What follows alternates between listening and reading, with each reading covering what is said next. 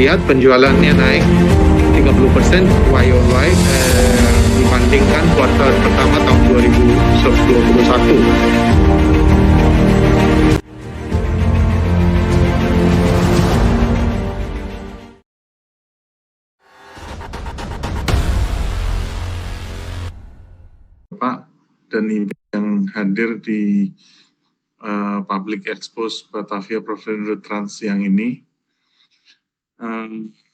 kita mulai sesuai jadwal, kita mulai Public Expose jam 3, bisa kita mulai sekarang ya.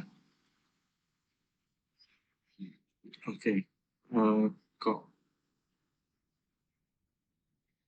agenda dari Public Expose ini kita akan bahas pertama sekilas tentang perseroan, kedua adalah tonggak sejarah, ketiga susunan pengurus, keempat adalah kinerja keuangan, dilanjutkan dengan proyeksi, serta kendala dan upaya peningkatan kinerja perseroan.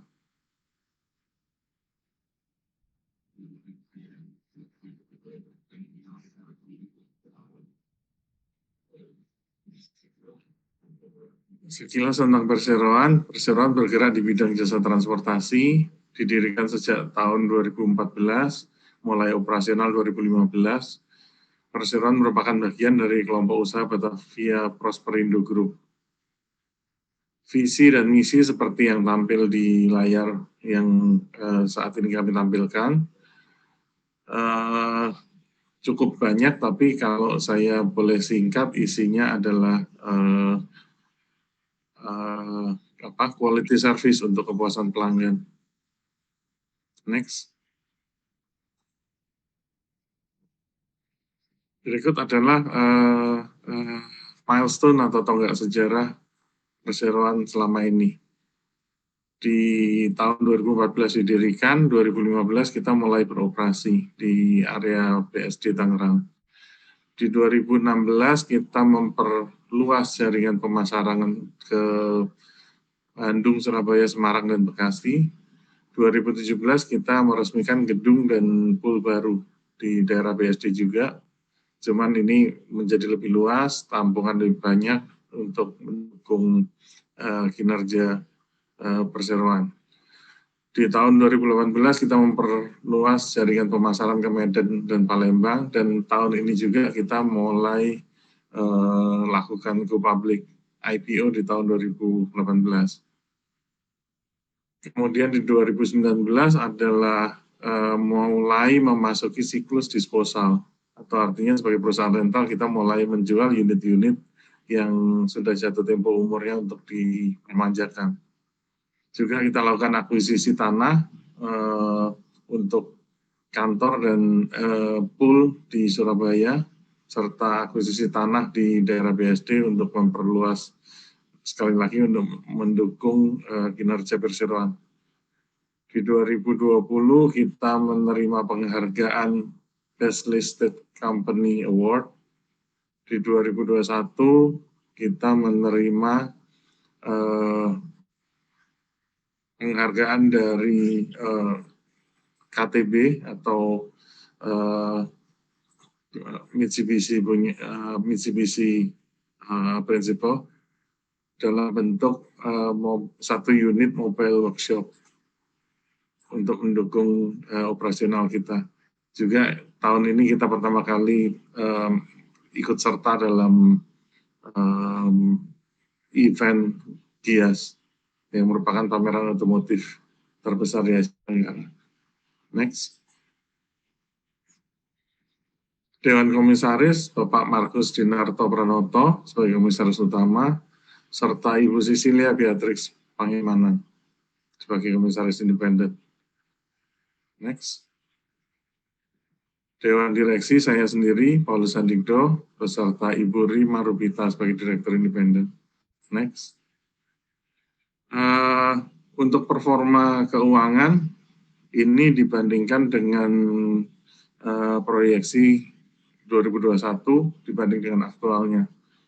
Dari sisi pendapatan, kita sedikit lebih kecil, 2% lebih kecil, tapi beban pokoknya lebih kecil 8% atau lebih kecilnya lebih banyak dibanding pendapatannya, sehingga akibatnya laba brutonya meningkat. Dari sisi beban usaha juga lebih besar, sehingga laba usahanya tetap masih meningkat. Sampai dengan laba neto kita ada peningkatan performa aktual lawan proyeksi 69%. Peningkatan ini karena didukung oleh penggunaan teknologi informasi dalam bentuk portal maupun GPS yang mendukung efisiensi dan optimalisasi biaya. Juga karena tren bunga rendah pada saat itu. Next.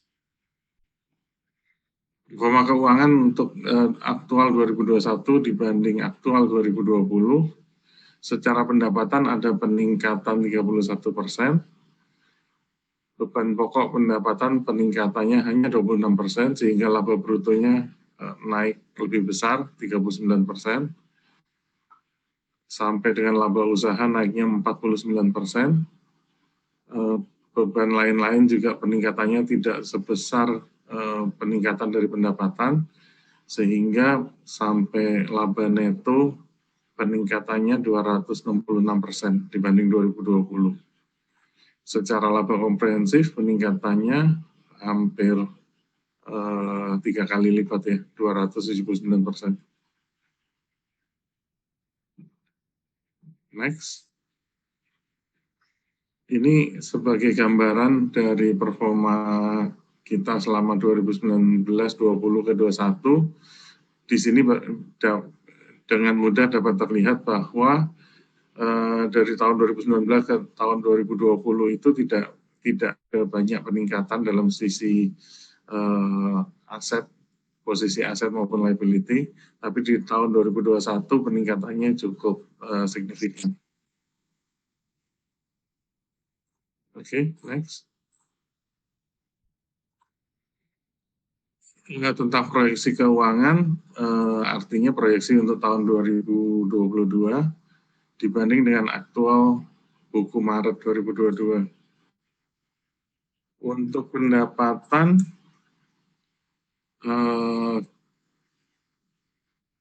achievement-nya 28,8%. Meskipun Maret itu berarti baru 1/4 dari seluruh tahun 2022 ya. Sedangkan laba brutonya 71%, laba netonya adalah 31% atau hampir sepertiga dari proyeksi tahun 2022. Padahal ini baru Maret 2022. Artinya ini merupakan dasar bagi manajemen untuk optimis pencapaian proyeksi 2022. Next. Secara kendala yang dihadapi masih tetap berhubungan dengan COVID-19 yang memberi dampak penurunan permintaan kendaraan penumpang di tahun 2021. Dan kita lakukan upaya peningkatan kinerja dengan menjalankan upaya peningkatan kerja yang kita lakukan tidak melupakan aspek dari ekonomi berkelanjutan serta aspek lingkungan dan sosial. Kita melakukan upaya dalam bentuk efisiensi dengan memanfaatkan telematik sebagai additional value dan layanan servis berjalan ke customer kami juga sebagai additional value. Semua itu dilakukan dengan dukungan pengembangan teknologi. Penggunaan aplikasi telematik ini juga memiliki aspek lingkungan hidup, di mana dengan telematik ini memungkinkan untuk customer kami untuk mengencourage driving behavior yang baik, sehingga memperkecil pemakaian bahan bakar artinya itulah aspek lingkungan yang terjadi, serta aspek sosialnya adalah memperkecil kemungkinan kecelakaan lalu lintas dengan driving behavior yang lebih baik dari pengemudinya. Secara perseroan kami juga menggunakan solar panel, dimanfaatkan untuk kantor kami sebagai salah satu cara untuk partisipasi dalam mengendalikan emisi dan mengurangi pencemaran lingkungan. Secara aspek sosial kami juga melakukan program magang bagi siswa sehingga siswa lulusan fresh graduate dapat lebih siap untuk masuk ke lapangan kerja. Next.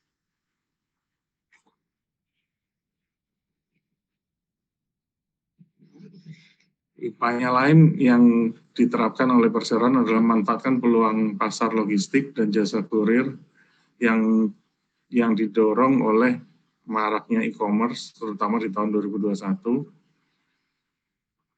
Terus juga selalu melakukan pengembangan untuk mendukung kepuasan pelanggan sesuai dengan visi misi kita yang service oriented. Atas dasar memanfaatkan peluang pasar logistik tadi, kita juga perlu melakukan penyesuaian komposisi kendaraan,